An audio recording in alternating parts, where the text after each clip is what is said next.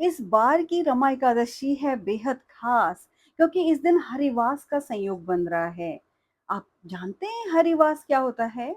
चलिए बताते हैं। ज्योतिष शास्त्र की माने तो जब एकादशी तिथि में 2 दिन उतिया तिथि होती है, तब यह योग बनता है। इस बार यह योग 27 अक्टूबर और 28 अक्टूबर को बन रहा है। तो उतिया तिथि के अनुसार हम एकादशी का व्रत आज 28 अक्टूबर को रख रहे हैं। इसका पारण ध्यान से सुनिए कि 29 अक्टूबर को सुबह 6:23 से 8:35 के बीच कर लेना चाहिए। रमा एकादशी भगवान विष्णु की प्रिय एकादशी में से एक मानी जाती है। धार्मिक मान्यताओं के अनुसार जो व्यक्ति सच्चे मन से रमा एकादशी का व्रत करता है, उसे बैकुंठ की प्राप्ति होती है। साथ ही इससे सभी तरह के पापों और समस्याओं से मुक्ति मिलती है। व्रती और उसके परिवार के सदस्यों को भगवान विष्णु और माँ लक्ष्मी की कृपा प्राप्त होती है। इसके अलावा जीवन में आने वाली सभी तरह की बाधा दूर होती है। धन की कमी का सामना नहीं करना पड़ता। धन से सदैव तिजोरी भरी रहती है। आप इस दिन यथाशक्ति श्री हरि विष्णु के विविध मंत्र का जाप कर धन, वैभव, समृद्धि तथा जीवन के अनेक कष्टों से मुक्ति पा सकते हैं। इसमें शीघ्र फलदायी मंत्र में है ओम विष्णुवे नमः। दूसरा मंत्र है ओम नारायण विद्महे वासुदेवाय धीमहि तन्नो विष्णु प्रचोदयात्। इस दिन सुबह जल्दी उठकर स्नान कर मंदिर की साफ सफाई करें। भगवान श्री हरि विष्णु का शंख से जलाभिषेक करें और उन्हें पंचामृत से स्नान कराएं। फिर पीले रंग के वस्त्र और पीले फूल भगवान को अर्पित करें। इसके बाद घी का दीपक जलाएं और व्रत का संकल्प लें।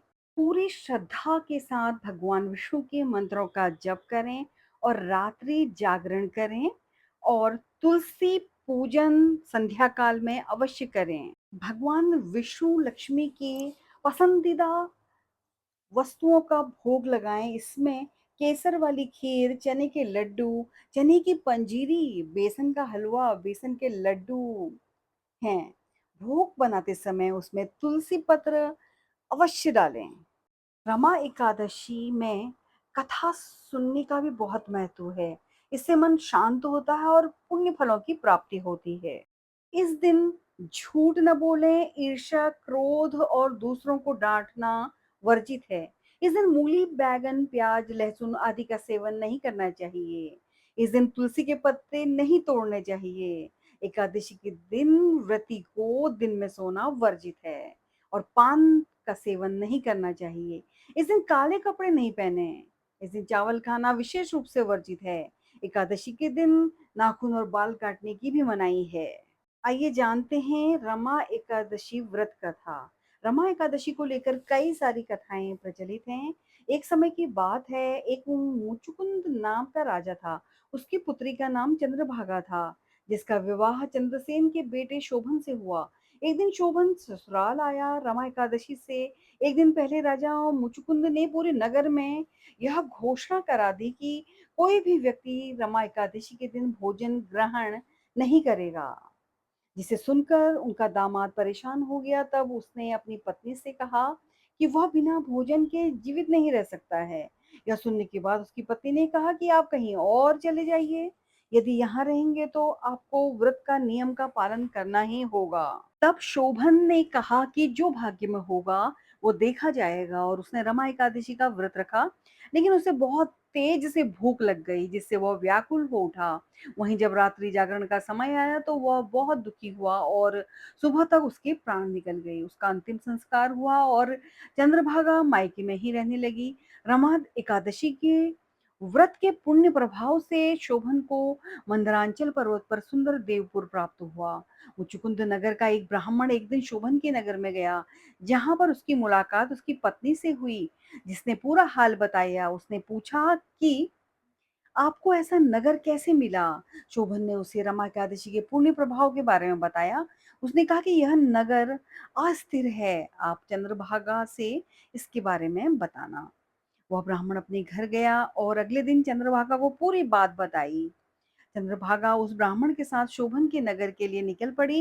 रास्ते में मंदरांचल पर्वत के पास वामदेव ऋषि के आश्रम में वे दोनों गए, वहाँ वामदेव ने चंद्रभागा का अभिषेक किया। मंत्रों और एकादशी व्रत के प्रभाव से चंद्रभागा का शरीर दिव्य हो गया और उसको दिव्य गति मिली।